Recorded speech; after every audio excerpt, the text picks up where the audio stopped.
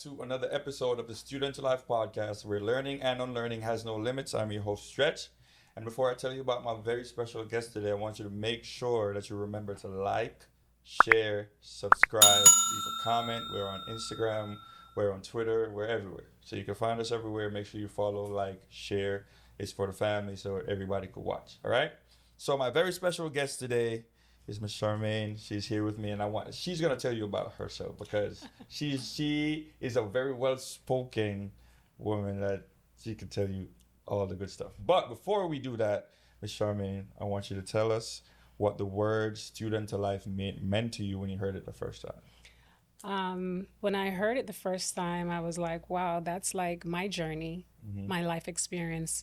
And you're always a student. You're always learning and evolving. That's true. So, yeah. Okay, so now that we got that out of the way, I want you to give us a little summary, or if you want to go in detail, that's very fine too, about your life before this moment, as far as profession, where you were born and raised, high school, just a little bit about you. You want the whole spill? I want the what we call it, the biography, the Okay. All right, I'll summarize it real quick. Everyone knows me as Charmaine Fenton. On social media as Charstar. But I'm from St. Elizabeth. That's in Jamaica. I'm from a rural town called Lacovia, and I went to school there. That's it. I went to Lacovia High School. I didn't even know about that high school. All right, really? Yes, I'm the only child for my mother.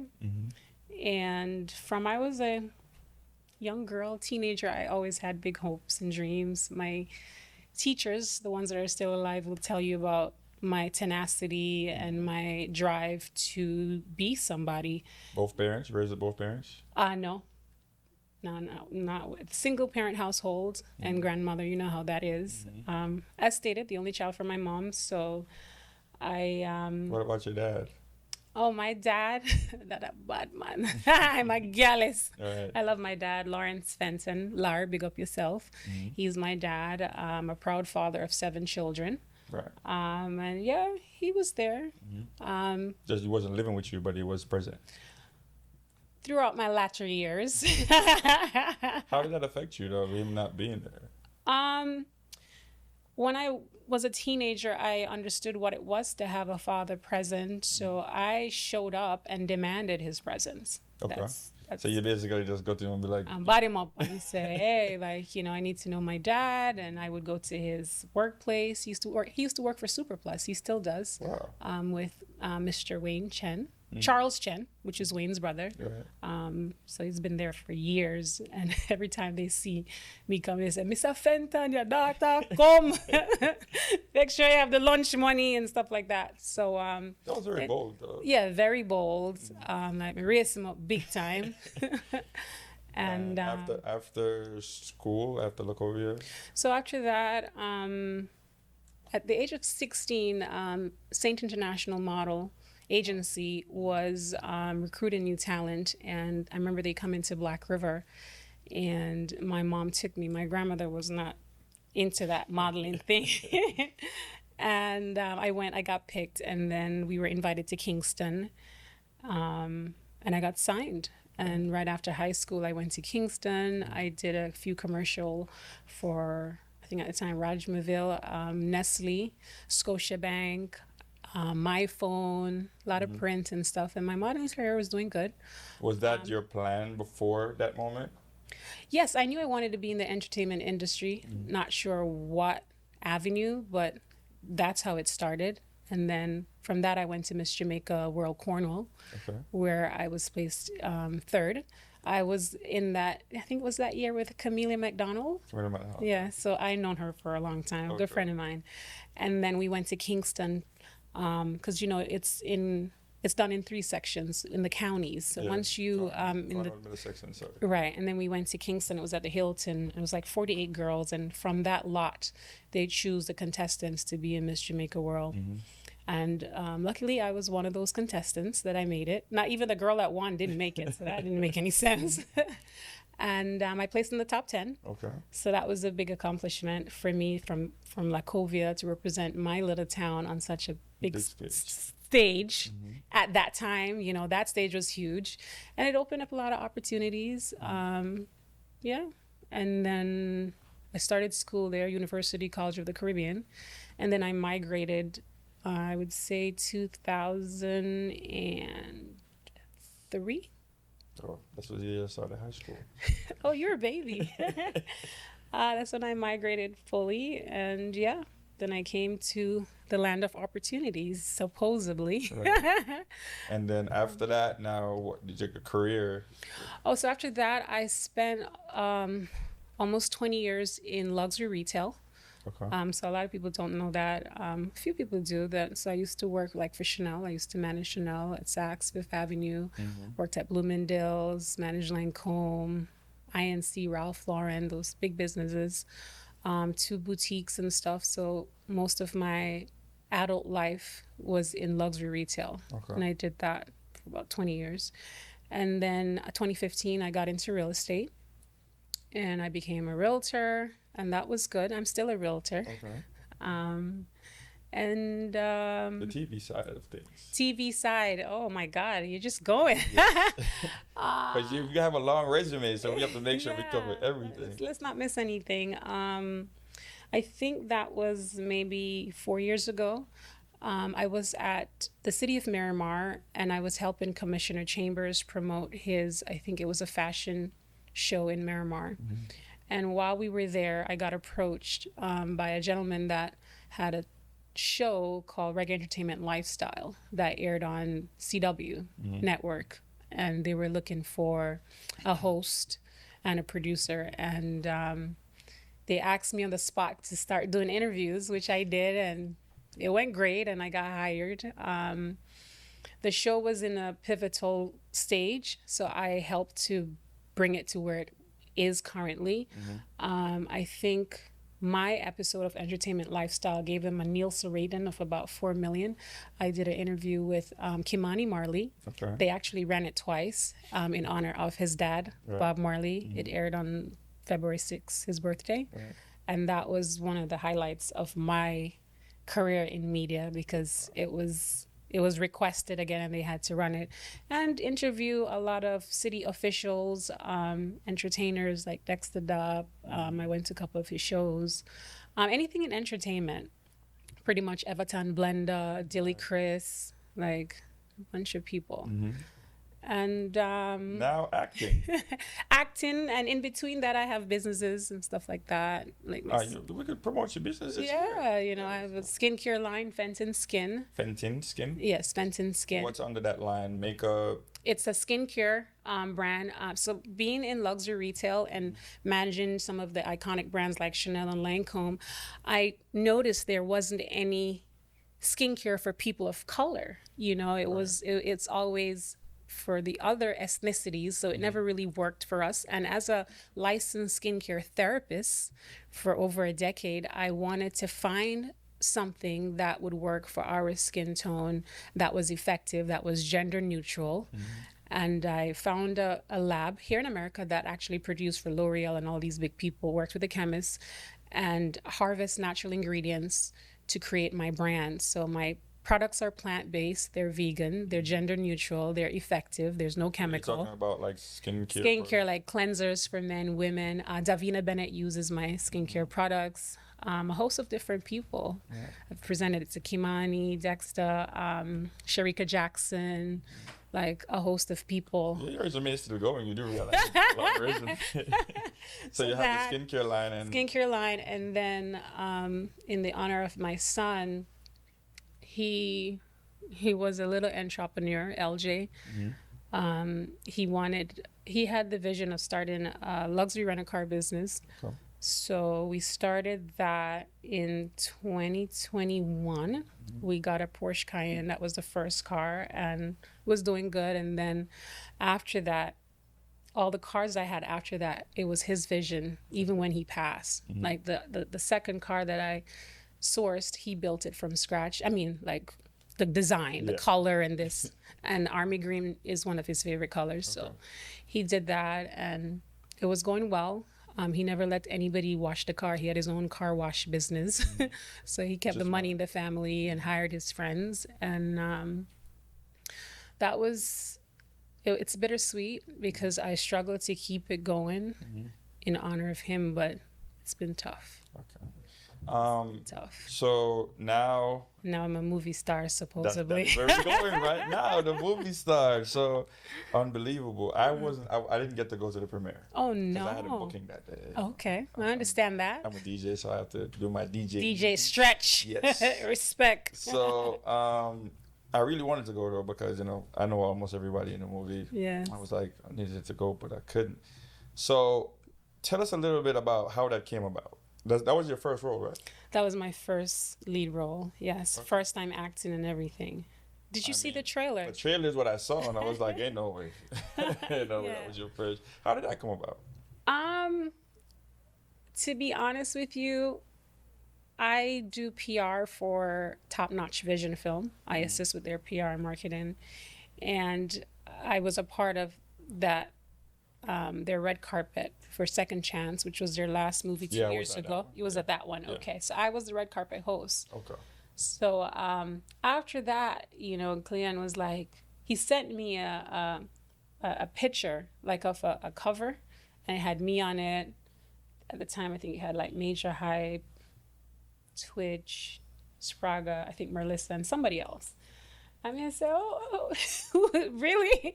So anyways, so he planted that seed, but I never really took it serious. And then the beginning of this year, he says, I'm shooting a movie in the summer, and I don't know how you feel about it, but we would love for you to be in it. I said, me? But I don't know if I've never act before. He's like, no, you can do it. But it was a tricky scene in the movies, like, because a lot of people don't want to die in a movie. Right. And he sent it to me, and I tried to shy away from it, and I created so many excuses, and I just couldn't escape. Right. And I said, okay. But all the excuses, even though when I said okay, still persistent that you want you to do still it. Persistent, and I was like, oh, I'm not gonna get off work. He's like, oh, we'll come and shoot at your house. That would be Spraga house, and I'm like, Jesus, guess it's meant for me. Yeah. So. Yeah, he saw something I didn't see. And that movie, I remember when I was going through the script, there were a couple of parts of it that resonated with me because they were things that I actually went through, and I was like calling him and his wife, and I'm like, Cleon, look, I went through this, I went through that. And they're like, oh my God. He was like, no, God told me that you were the person for this role. And I'm like, well, he didn't make no mistakes. I guess all those things that I've experienced, like one of the main thing was the miscarriage. And these are real life issues that is not really brought to the forefront. It's always like a taboo. Nobody wants to talk about it, but it's real stuff. And that was one of the appreciation I have for this film, that it addressed real life issues. It educates, entertains, inspires, uplifts, motivates people. And the message that it sends is like, I had to be a part of it. It was very painful though, because my role in this movie, I started the movie and it was it was tough. Right. It was really, really tough because emotionally, because I had to go to places I had put away in a box that I would never visit, but to bring my character to life and to really embody that role, I had to go there. Okay. So I had to relive some of my painful memories to bring that to life. And as painful as it was needed so that the world can understand, like, hey, this is the reality. And this is how it affects you, and this is how it affects your relationship. Right. Nobody ever checks on the husband or the baby father or whatever to see how they're doing. That's right. It's okay to check on us, but they have to deal with us. You know what I mean?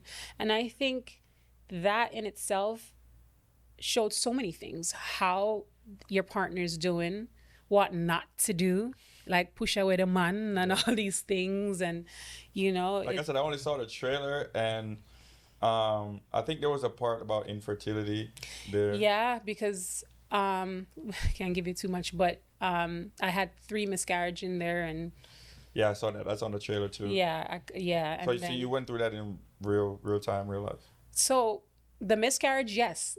In the movie, I miscarried in the movie at 6 months, went through labor and delivery. In real life, Right. I miscarried at 5 months. I went through labor and delivery. It was almost the same with the ambulance and everything, the epidurals, Without everything. even knowing your story. They didn't even know. Right. I call them and I'm like, here's my records. Like, I actually went through this. I went through that. Right. So it was not hard. It was just painful going down that road. But it's a story that needs to be told. And it brings a lot of social awareness to that topic. We're gonna come back to that just a little bit when we get to the story. But well, part of what I see in your healing process is you speaking openly about things, and it's helping you to cope and process everything that's happening. Yes. Because when I go through and I watch all your videos and I see everything, because we've been followed you before. Oh, yeah? Yeah, from the ecstatic Right, sound page, we've been right, followed right. you, so I saw your whole journey and everything. And a part of that is like even doing the movie, you like speaking about miscarriages. A lot of people is not open to speaking about that stuff. Right, So, yeah, it's very like I said, private. we're gonna come back to that Right, because that is related to even the other story too. So, right. what about your personal life when it comes to your friends and family, your relationships, right? How does that help you since you were younger to mold you into who you are?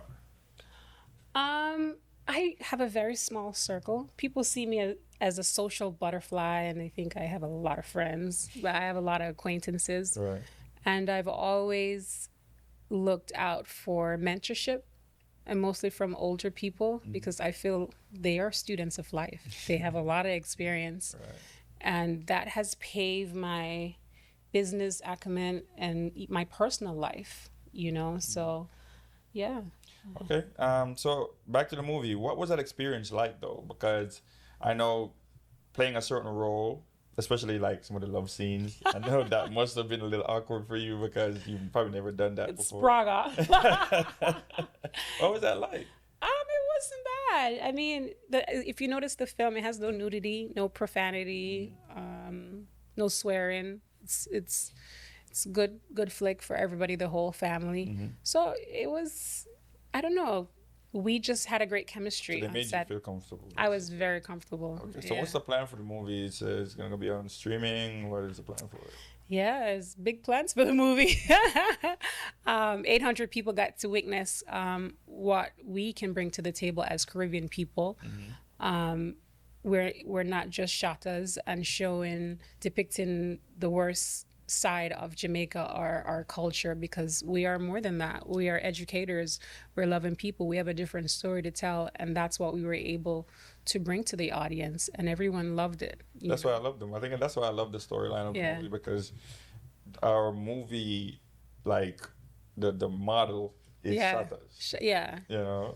So Yeah. that's why I like most about it, because he's telling a different story, and I hope it's really picked up by some streaming platform. Yes. Let me not say that, because Sprinter was one of those movies that was good to us at depicting a Jamaican film. Right. So, but this tells a different story. Different story, definitely international, and it's global to everyone. Spraga really loved this too, because he was able to be vulnerable, and for people to see him like how he is in real life, not just a bad boy, and show the youth that you can actually be somebody, and have a different path. So So do you plan to it's do very more hard. acting? Oh, most definitely. I think this is my calling. So you didn't want to do it before, but now you're like, in the Yeah. taste of it, you're like, I got to do it. When I saw the movie for the first time, because we never saw it. He didn't let the cast see the movie. We saw it the day when everyone did. And honestly, I was crying watching myself. I was like, damn, girl, you're good. I was like, sharp. So it touched me. Not just the whole movie from beginning to end, with even Twitch and his brotherly love with Spraga and all his drama and stuff. And they are friends in real life. Yeah. The movie is, wait till you see it. I can't wait to see. I mean, you should hear the review. It's insane. It's definitely one for the books. For all the people out there, I have some information that you're going to want to hear. I have the best rum on the market, the best line of spirits on the market for you. They're called Rude Boy Spirits. Go to Rude Boy Spirits on Instagram or go to rudeboyspirits.com to find out all the information you need to know. They got a coconut rum, they got a vodka, they got more things that you need to try. And this is Caribbean inspired, so everybody needs to go out here and try this. All right? Rude Boy Rum, Rude Boy Spirits, go check them out. All right? Peace. On April 13th, the 13th, right? Yes. On April 13th, 2023 was a tragic day for you. Yeah, one of the worst days of my life. Right. And for those who don't know, I want you to start at the beginning.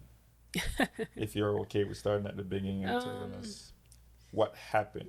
It's Is it still hard for you to talk about? Yeah.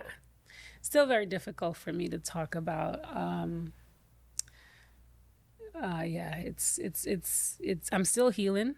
That was the love of my life, you know. That was my firstborn. Mm-hmm. You know, it's tough. Right. It's tough. You know, your son leaves home with its best friend and never comes back. Mm-hmm. You know, how do you tell that to a parent? How do you, as a best friend, don't call the mother or call the cops? You called your family to go look for my son? I don't know. So I'm still dealing with that. It's tough. Mm-hmm. What I can say is that parents really need to talk to their kids, because kids are naive. Mm-hmm. They don't see what you see sometimes. You know what I mean? And the best friend was somebody that came to our house. He paid him to wash cars, go on vacation with us. He ate at the same table. Mm-hmm. So that's deep. Mm-hmm.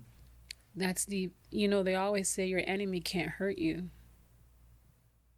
They can't. Right. It's the people closest to you.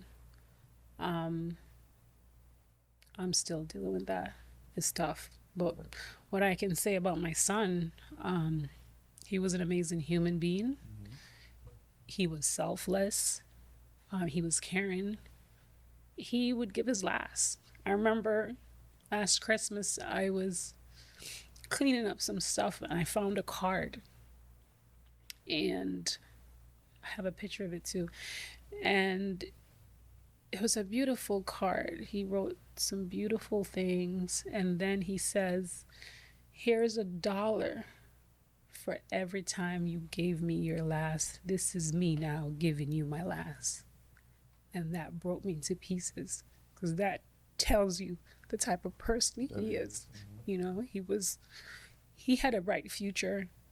How old was he? He just turned 18, mm-hmm. April 7th. He had 24 credits at Embry-Riddle University. Mm-hmm. He was going to be a fighter pilot in the U.S. Air Force. He was a part of the U.S. Air Force Ancillary. Mm-hmm. While in high school, had a lot of flying hours. I remember one of the most amazing moments is when he landed, when he did his first flight, and Mr. Willard Shepard gave him the controls and everything to land, because he was that good and he had so much faith in him. And he knew what he was doing. He was loved by everyone. The city of Miramar gave him his own day, April 27th. I was gonna ask you about that. Yeah. So I plan to do something in honor of him. What is the benefits of him getting his own day in Miramar? It's just a day of recognition and appreciation of him and his hard work. Even though as young as he was kind. He did a lot of community work for his school, even with the U.S. Air Force Civil Air Patrol. And it's just, I think you should give people their flowers when they're alive. Sure. So in honor of him, that's his appreciation day. And I want to pay it forward and do something coming up next April 27th. Maybe I'll have the strength to do that and give back. It's aviation based, of course, because he loved planes. And saw that too. Yeah, yeah. So as an 18-year-old, the impact he had not only on you, obviously. Globally. Yeah, You saw his story went viral. I saw that. Millions Right. of people, even till today. And I take the time out every day to still answer DMs. I have DMs from 18 months ago. Wow.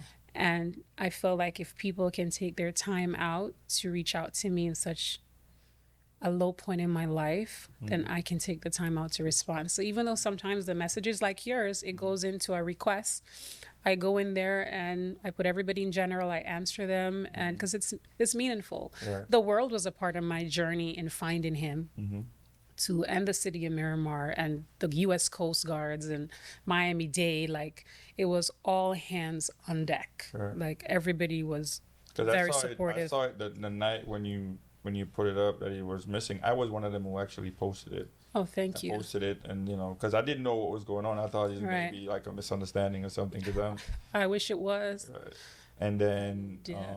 then the story came out. We, like I said, we saw all of it. We were there with you, and, Yeah. listening to everything, and it's a different. I know for sure it's a different feeling from when you lose somebody else, because. For sure. That's literally like a piece of you. Like That's my it's a DNA. literal thing.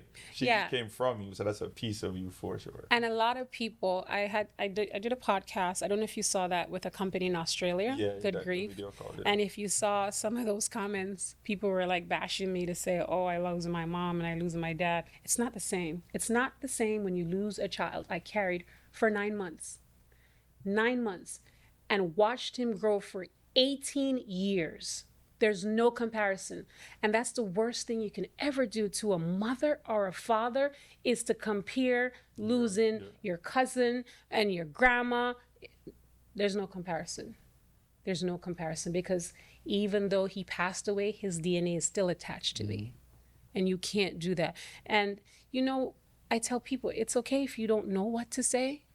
Give me a hug. I'm in Dubai. People are hugging me. I mean, no matter where I go around the world, they'll walk up to me, even to today, and say, "Hi, can I give you a hug?" And that's all, because hugs are a part of my journey.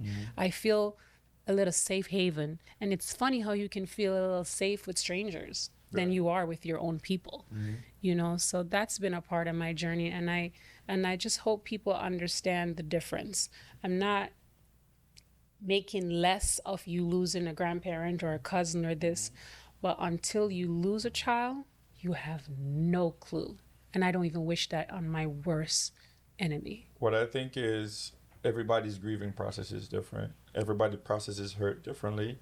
But it's no comparison. You cannot compare it at all. Like I've seen people who lose a relationship. Right. And the person is still alive, but they lost that relationship, and they take it so hard that they take their own life. So it's sad, and it's okay for people to deal with it how they deal with it, but you can't process it or you can't think it's the same as losing your uncle or your dog. Yeah. Especially in America, they grieve animals. Like we said, it's unfair. Humanity. It's unfair because, like I said, everybody deals with it differently, and there's some people that I've seen that, in hindsight, has dealt with it in so much of a positive. Like everybody around them takes it so hard, but they're just trying to be positive. Right. So you have to. Like I think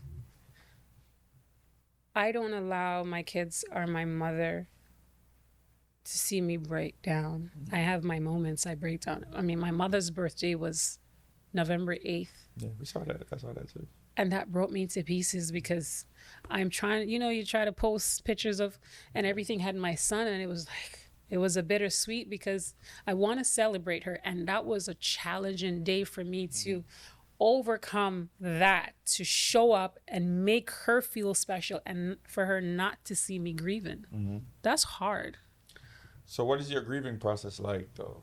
Because there's stages to grief. Is there? Yes, there's the initial stage where there's that hurt, that first hurt that you feel, that you're in denial, like this can't be real. I still feel that. Right. 18 months later. I don't know when I'm going to get to the other phase. Right. The next phase is that phase where you're in processing now, like, okay, this is really going on. Acceptance. Then the next, you're not accepting yet. Mm-mm. You're in that stage where you're going into that place. Now you're at the anger stage, where you're mad at everything and everyone, even yourself.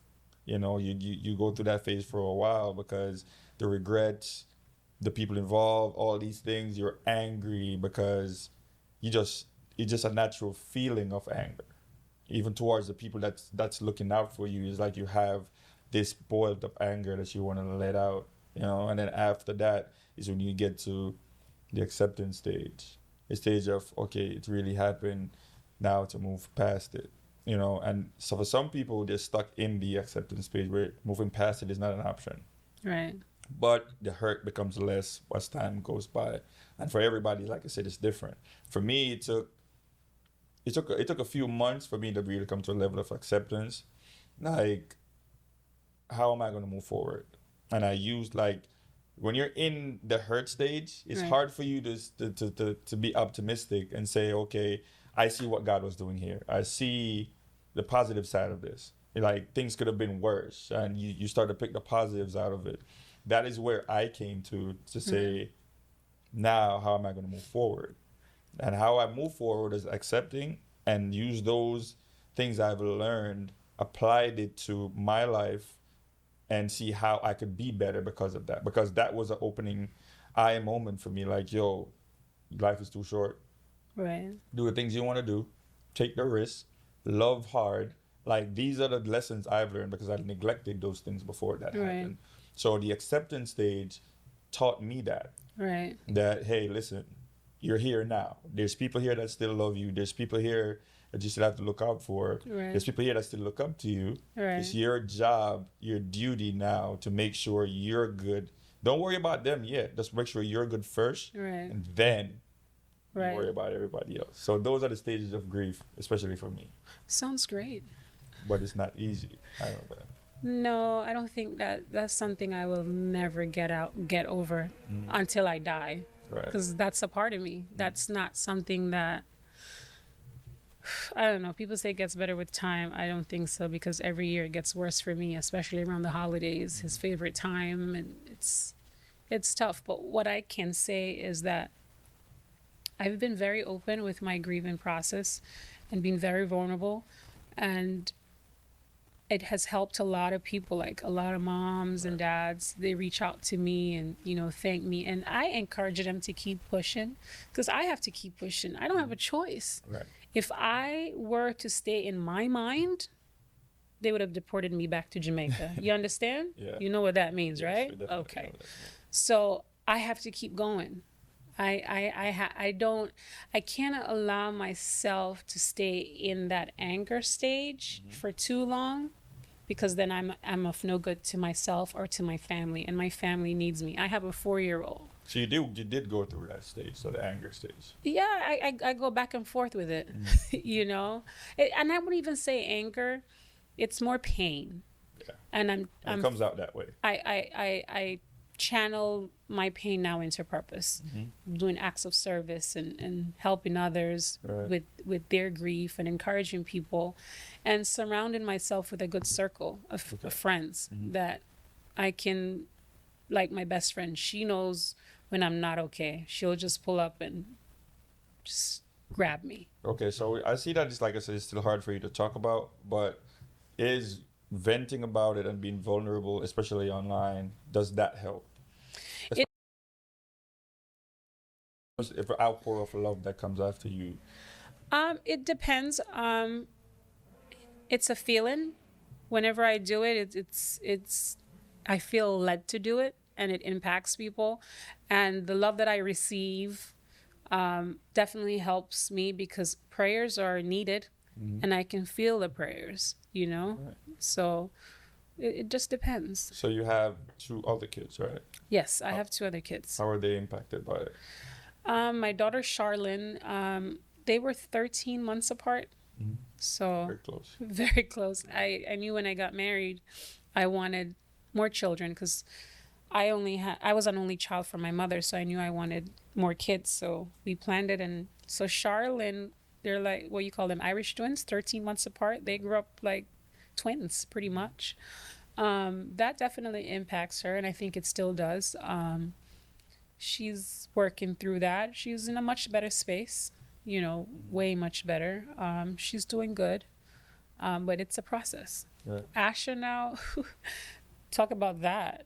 Asher I'm supposed to not be able to have kids because I had to do a procedure. Well, not have kids. Let me say this. I had to do a procedure back in 2018, and my gynecologist told me that I will have scar tissues. Okay. And when you have scar tissues, I had a health scare, so we had to do a biopsy of the uterus. Mm-hmm. Let's be clear. So even though there was nothing there, and I told the doctor, and when they went in, there was nothing, thank God. But, doubtful Thomas, he was like, let me still take a piece of your uterus, to biopsy it, Right. which is fine. Came back negative, everything was good. However, because of that, he said that I wouldn't be able to have kids for another 2-3 years just because of scar tissue and may need assistance. So I said, okay, no problem. And less than a year, I got pregnant with Asher. Oh. Don't ask me how that happened. When I called the doctor to say I'm pregnant, he was like, what? You sure? They brought me in, and sure enough, I was pregnant.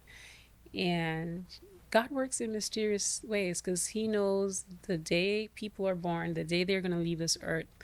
And I really believe Asher is my healing baby in so many ways. And I named him Asher.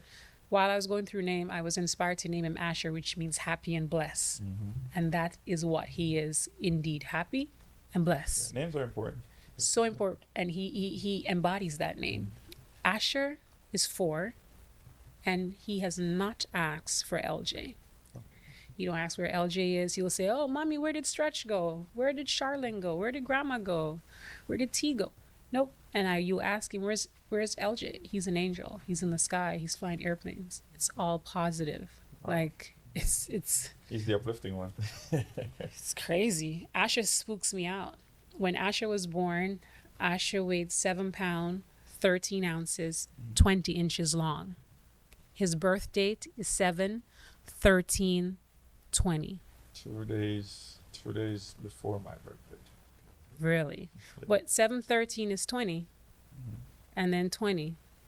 So it was all 20s. Yeah. Isn't that weird? His birth date and his birth weight and height is the same numbers. Yeah. I wish I understand numerology, but he's gonna be a powerful kid. Yeah, it's very complex. The numerology is very complex. Yeah. So, how does that impact your parenting though with the other 2 kids? Because I know that happening now, you may be more overprotective.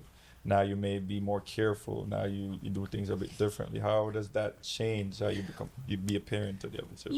I would say I was a great parent in so many ways because I never raised my kids the way I was raised. Not that it was bad, but you know what to pick from out of how you were raised. Our parents did the best with us with what they had. But as you grow older, you have more understanding and technology. LJ had his tracker on. I was able to track the car. He always communicated. He was one of those kids that he was a mama's boy. We had the best relationship. So from that standpoint, Charlene is 18. She's an adult now. And I can't micromanage her as much as I would like. Right. She's a free thinker. She's very headstrong like me, but she's very smart, so she can handle herself.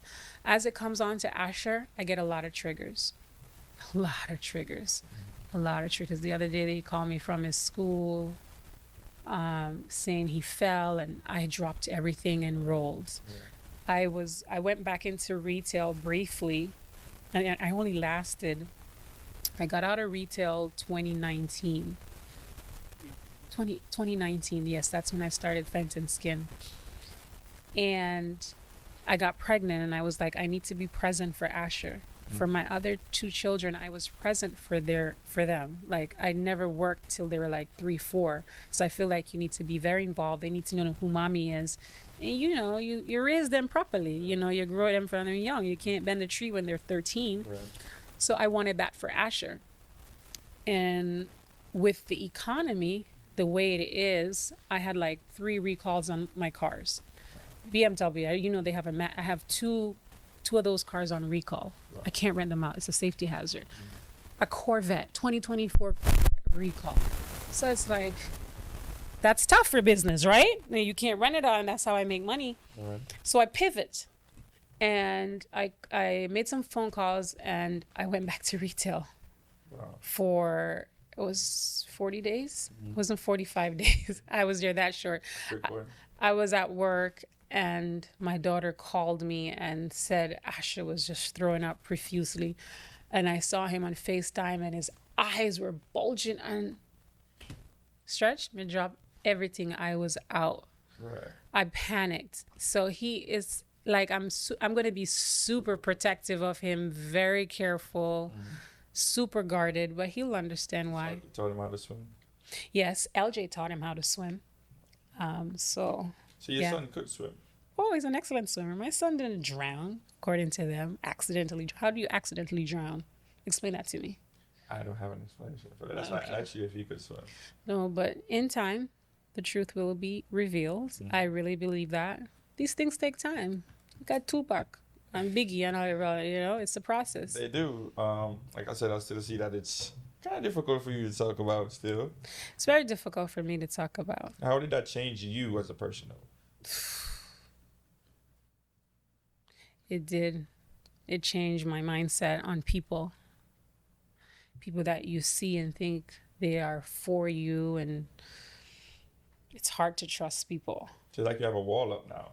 Big wall up. And my circle is very small.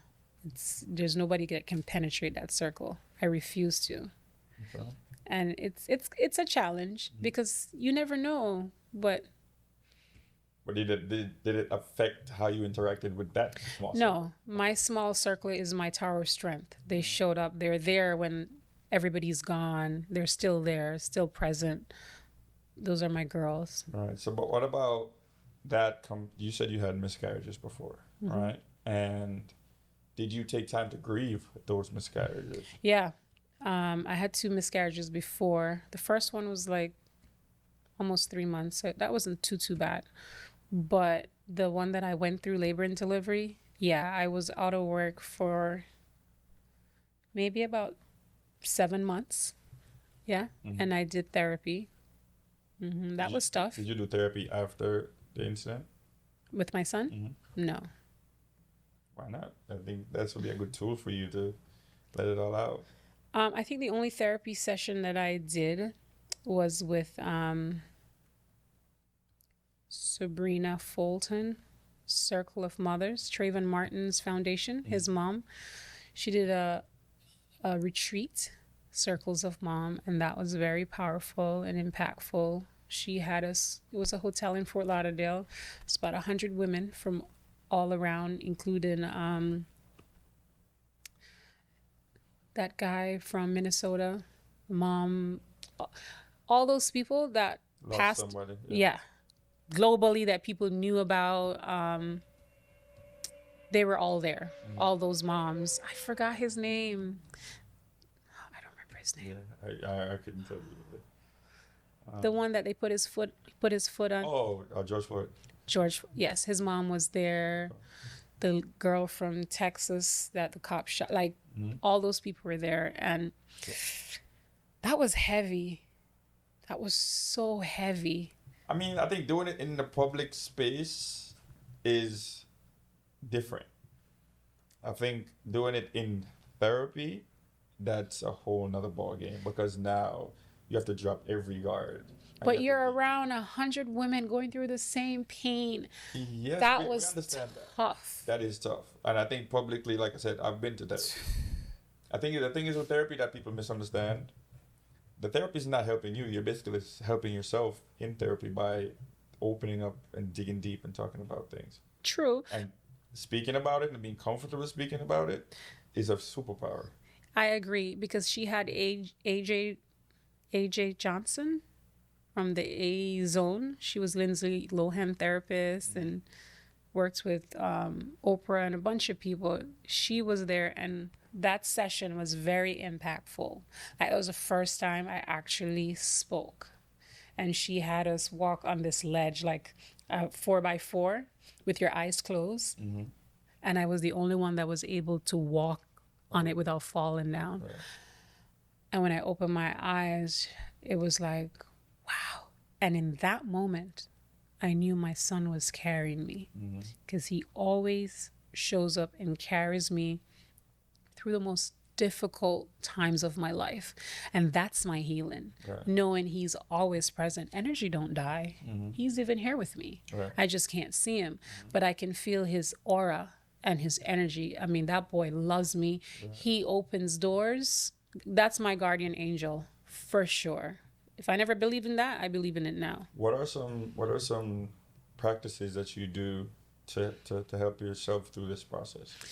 I know you asked me why I haven't done therapy outside of the circle of a mother. It's not that I don't want to.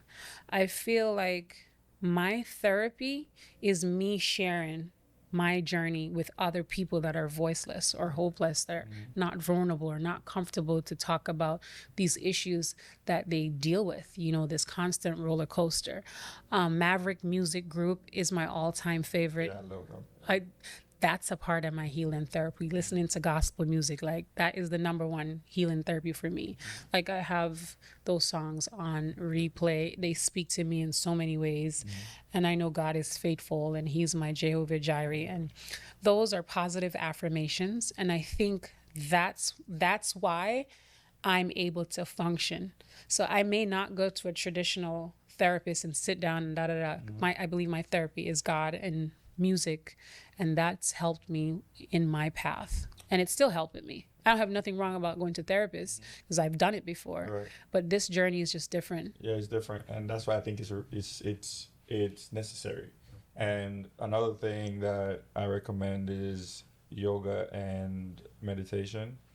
It'll help you to be centered, because that's also another thing, because I see that you're not distracting yourself. You're going through the motions, and a lot of people do distract themselves. Not only with alcohol, drugs, partying, like us, like men, we distract ourselves with women. Right. Women do the same thing with men, just to not think about it. Right. Anything to not think about it. Right. And I see that you're going through it. Right. You're not going around it. No, I'm dealing That's with also it. a good thing. But being centered and getting information, that's also another thing. Doing things for yourself. Like for me, the gym is my safe haven. Anything that happens, that's the first place I go to. And I used to be a gym fanatic. I mean, I was super toned. I got fat now. And I think, and I said to myself that I need to get back to it, but I don't have the motivation. If you're ever in South Florida on a Friday night, come through to Seduce Friday Nights in South Florida in Lauderdale Lakes at Bliss Nightclub each and every Friday night. We got a diverse music for you. We got hip hop, dancehall, Afrobeat, reggae. We got everything for you. Soca, you name it, we have it. On a Friday night at Bliss Nightclub.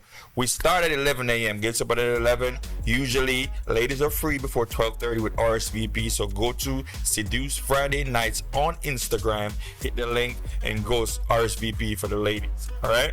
Also, on a Friday night, right, the ladies come out in their numbers. So, fellas, if you want to find you a new one, that is where you need to be at. Seduce Friday Nights each and every Friday, Bliss Nightclub. I'll see you there. Yeah. And I need to get a trainer. Then I will be, because I always worked out with a trainer, and I think I was more efficient and disciplined. But imagine me every day I was like, I gotta go to the gym. But You mentioned going for runs, though. You're going for long runs. yes, I was doing that and I fell off. I go into this rut sometimes. Like I said, it hits like a wave. It's a wave. Yeah. It's a wave. I could be great this moment, as you just see, I was just crying, and then I'm just not. And it's a roller coaster. Yeah. It's tough, but I need to practice that. Yeah. Going to the gym and going for a walk, and I do meditate during my silent moments and just listening. But I do want you to go to therapy. That is my recommendation. I am going to I therapy. want you to do that. But I'm going to therapy. My therapy is music and God and reading my Bible. I don't need to go talk to a man or a woman. I'm already talking to this supernatural, the healer of everything, the one that created me, and that's healing my heart. I really do believe that. I do encourage people that are not strong and have the willpower to fight through it and go through it, to talk to somebody, because if they don't, they break down and they turn to all those things, alcohol, women, this, that. But I didn't stop. I'm still going through it, and I accredit my motion through this is God, and He's my therapist. It's just my faith. And I And commend that because, like and you that's said, just, you it have- works for me. Look, I'm doing fine. I didn't quit. that's what I'm saying. You have the strength. To I'm do that. going That's a through. good point. I feel like I'm a warrior. I'm put on this earth to just keep going. I have my Job moments in my life, but I'll never curse God. I know I will be restored. I am highly favored. I speak positivity in my life because I know who I am. I am chosen. And I think that's also a part of my journey. I talk to myself. I tell my kids, you can ask Asher now. He'll tell you, Asher, tell me about Asher. Asher happy, blessed. Asher is a pilot. Right. I started to teach them those positive affirmation, including God. That's the core of it. Commendable. Very commendable. Yeah. Because a lot of people don't think like that. One of the things you mentioned that's very important, why you don't really need therapy to go to sit down and talk to somebody per se, is the fact that you're finding your own things to help you without doing that aspect of it.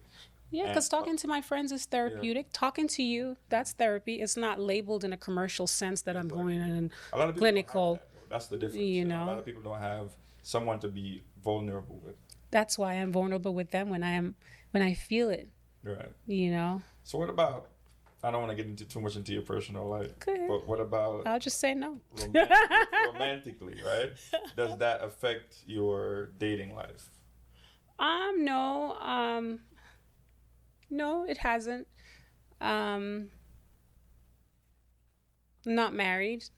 Are you not married? No, I'm not married. Dating.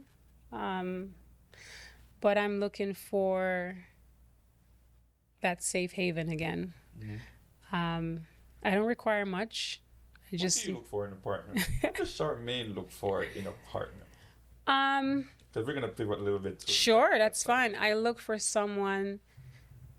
All right, I think the most important thing for me is safety, is a safe haven. What does that look like? Yes. Just being there, being my tower of strength through my highs and my lows. A lot of women would say, oh, one time we can provide and this and that, which is great. Yeah. I do believe we can build together. I am the table, you the table, let's go. Let's build an empire. I've also had relationships where I was a table and I helped to build, and that worked out for a little bit, and then somebody else got that table. I'm happy I was able to contribute to that. Yeah. And even though I stay and I say, oh, I would never date anybody that's not on my level, it's tough. It's tough because sometimes you will find people that are not financially where you are, but they have the things money can't buy. When you're sick, this person can make you some tea and show up, and those things that are priceless. So it's a balance. And sometimes I'm like, I'm just going to date the wealthy because then I can deal with that bullshit because I'm well taken care of than being with somebody and deal with this bullshit. That don't make no sense. I think So it's tough. It's a balance. It's a balance. Everything has to have a balance. And So, I always say to women that's dating, if it's too easy to find, it's not worth it. right. It has to be hard. There has to be a challenge to find that one person that is right for you. Right. I feel like if you can just walk out the road and just find anybody, it's not gonna be the right situation. You know what I'm saying? Yeah. So Nothing comes easy. Believe me. that is true. So compared to back then, because you're a bit older than me. I'm 40. Yes, just a couple years older than me. Yeah. But A lot of women don't want to talk their age, but I'm proud to be You 40. don't even look for it. Oh, thank you. Don't even make Proud it sound 40-year-old. like you're proud 40. You don't even look like 40. But compared to back then, earlier stages in life to now with the internet and social Right. media and everything? What's the difference when you date? You know, with compared to back then. Um, Social media is too much. I think it's an illusion. A lot of people are not really living in their true realm. Everybody's show and tell, That's what and it's supposed to be. it's draining. Because remember back then, you don't have a phone. Yeah, I feel like old school courting and letters and meeting up people and talking and eye contact. That form of courting works better for me than me being on the phone for 6 hours talking to somebody that I can't see, feel, and touch. But that's the generation now. Yeah, They like that stuff. I don't. I'm hands on. I'm old school. I want that old school loving. I want that man that's gonna make me feel safe. That's gonna Is looks take care of important to you? me. You gotta be. No. Yes and no. It. I don't know. It's different. I don't know. You never thought about it? I never thought about it. Yeah, I think for men though, men Men are a little bit more vain than women. Yeah, we're simple creatures. We see the looks first. Yeah. I can only speak for myself. I see the looks first. So what happened to waiting at the book when you see the look? What you mean? So you see them and they look see them beautiful, first. and then when you get to know them, the book opens I up. would say for 70% of the women that looks great are unable to have a solid conversation. Or Sad. they open their mouths and it's like, Nah. nah. That's a turn off for you. Very much. I'm a sapiosexual, as they call it. You Right. have to have. Stimulating mentally. Yes. That's good. Good conversation. I'm off the market now, so I don't. Oh, congratulations. Are you married? No. Oh, so you're not off the market. You still check single No, box. I don't plan. To, I don't You plan- still check I single when you go. I still do, but I don't. You're in plan a to- committed relationship. I don't plan to go anywhere. That's good. I'm happy you find the love of your life. Are you going to marry her? Of course, Oh, that's wonderful. you deserve that. She deserved that. Yeah. Oh, how long have you been together? 3 years. 3 years, and you're not married yet? Oh. I would have left your ass. That's cool. It's not for. I'm not for everybody. 3 years, I'm not. I refuse to be with any man. So now you have a time. 3 years. What's your time limit on being married?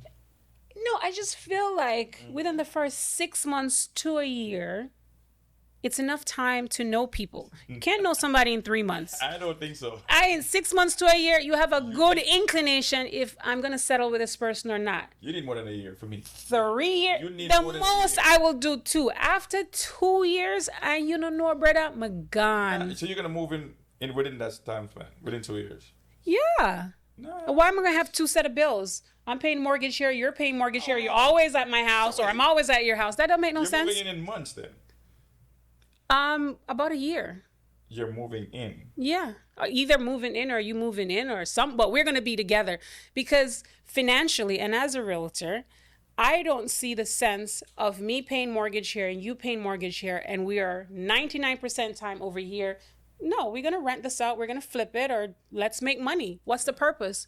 Aren't you always at your girlfriend's house? Vice versa? Vice versa. Okay, so you're paying rent, light, water, mortgage, and all this. Why? Because that's the. Because you're scared. I'm not scared. You're not committed. That might You be. don't want to do it. Yes, I do. No, you don't. Because if you did, you would lock that girl so down, wait, so you're- wife her. So wait, you're placing that Move. value on being married. No. That's- You don't. First of all, you don't even have to be married yet, but you should be living together within a year. After living with person for 1 year, then I said by the second year now, because if you know me and live with me, it's 2 different things, right? yeah. So I'm gonna check it out for a year.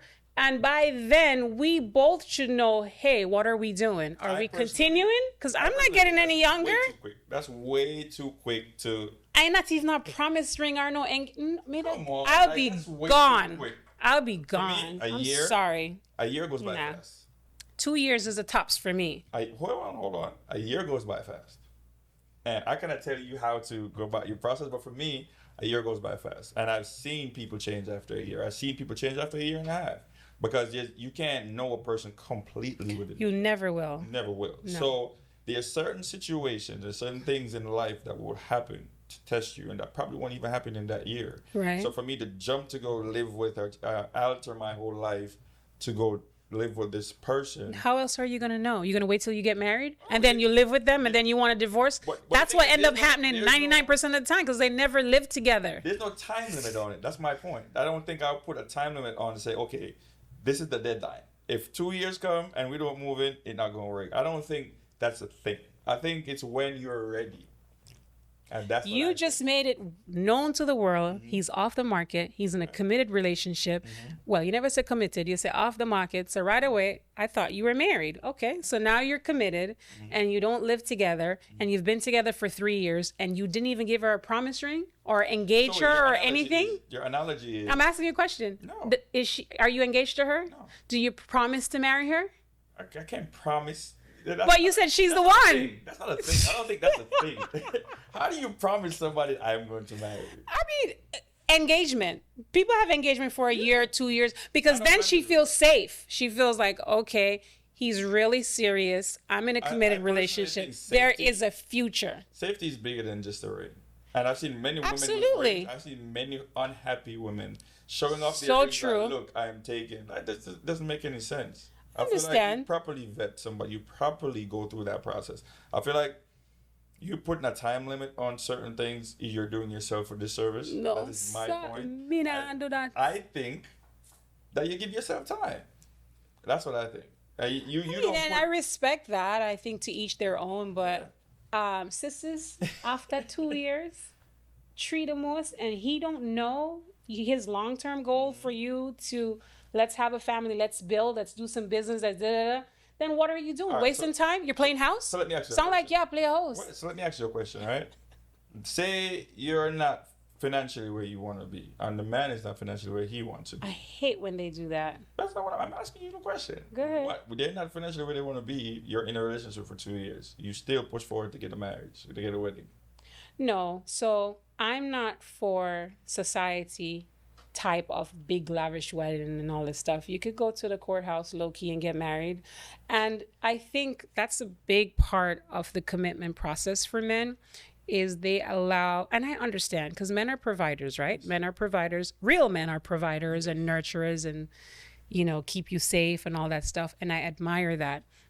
But sometimes it's okay to put the ego aside and say, you know, Lisa really check for me and she have a business and I feel like, yeah, I may have $200, but may I put 100 in there and help her with her business and grow it. And that's how most successful relationship started from nothing, and the man not having anything but believed in what she was doing, or vice versa.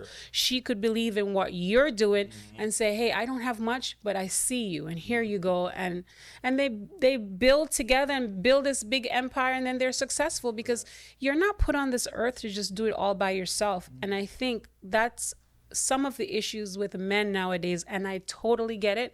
And I think if you find that person that is your safe space, that you're committed to, that love you, that want to see you win, then it's okay sometimes to let that guard down and let that person help you build that empire too. And that is true. I totally agree. But I feel like a lot of people place too much importance and too much value on weddings and marriage.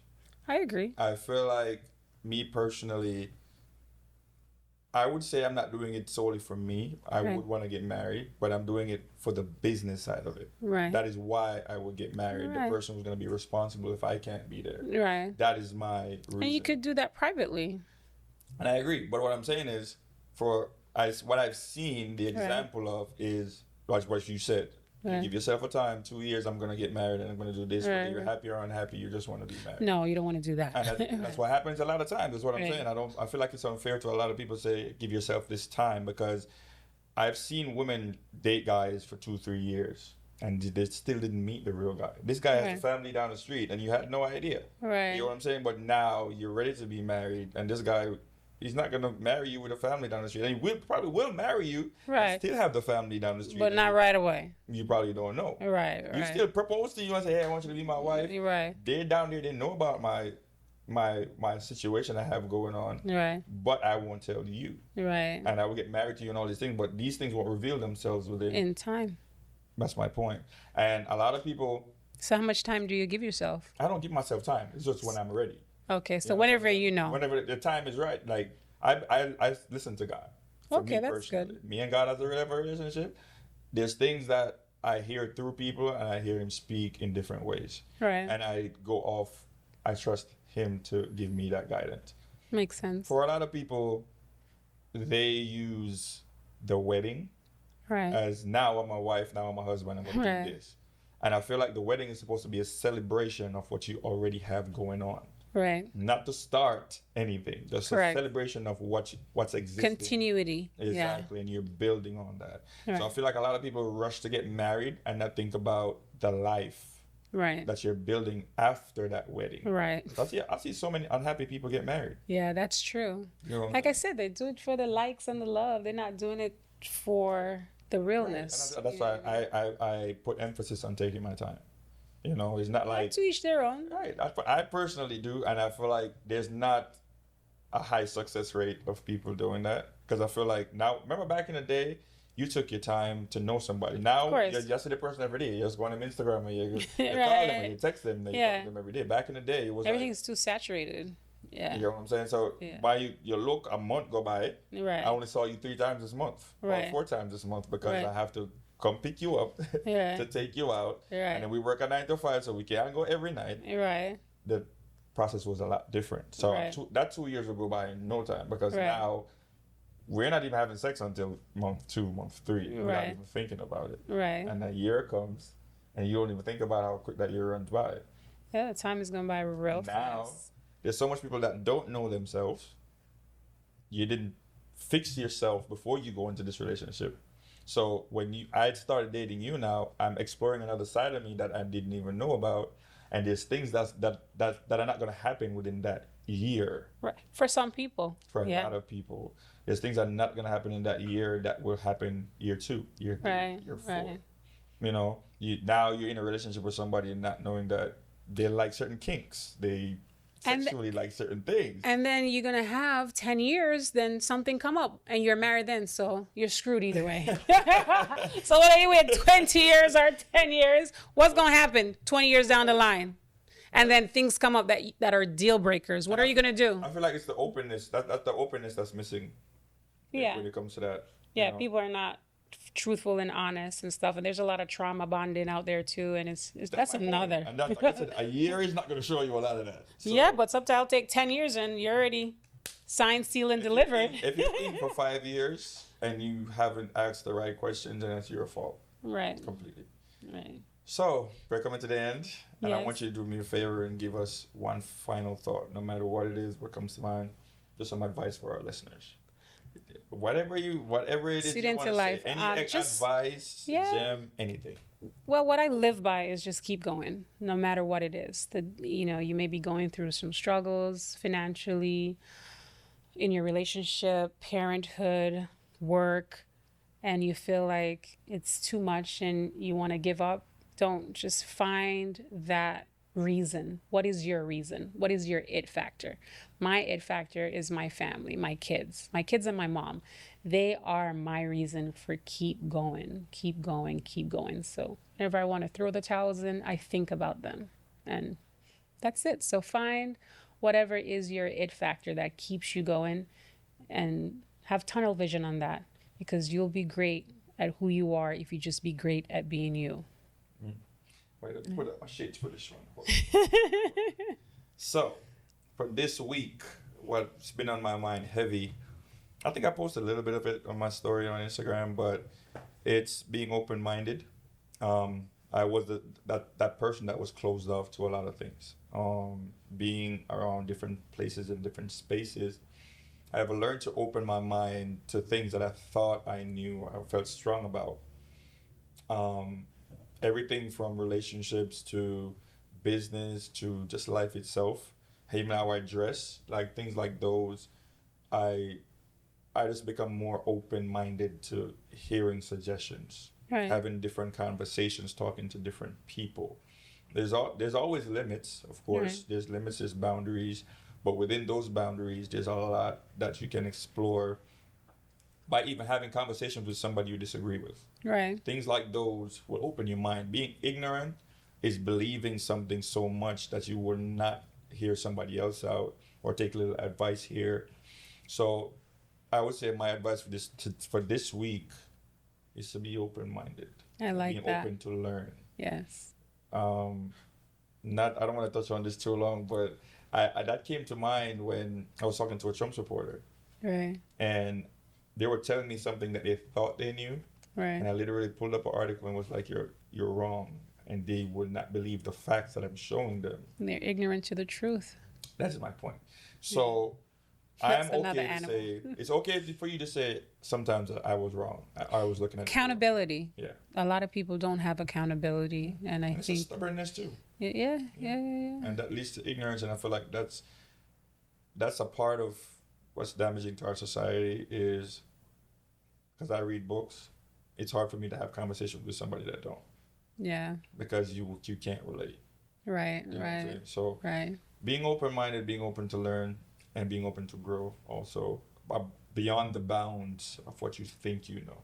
Right. There's a lot of things you think you know are the stuff you learned from the wrong sources or from the wrong people. Right. So I think that's amazing. I love this podcast, Student to Life. I think you're wanna have you definitely. back. Yeah, well, I am ready to come back. You should. I love the conversation. I love the audience that you're reaching to. It's not limited, Right. and a lot of people can learn something from it. So good job. Keep it up. Thank you. Yeah, Appreciate yeah, it. yeah. Next time when I have you back, I'm gonna have you and another guest, and we're gonna have these sit downs because I feel like that's how we build and that's how we improve our community. Absolutely. Together we are a force. Yes. We have to I know unite. your circle is small, but keep me on the side. Yeah, man. Yeah, good peoples. I'm also big on energy. So Once again, yeah. thank you so much for coming. I know it was Anytime. difficult for you to speak about your Yeah. story, but you know, Yeah. you gave us all that we needed to hear. And Awesome. we appreciate it, and we commend you for your strength. We Thank you. commend you for your mentality and the way you went about everything. So Appreciate it. Hopefully I can inspire somebody to keep going. appreciate it. And that is another episode of the Student to Life podcast, where learning and unlearning has no limit. And like I said before, don't forget to like, share, subscribe, and share it with the family, share it with friends. All right? Peace out. Yay, that's cool.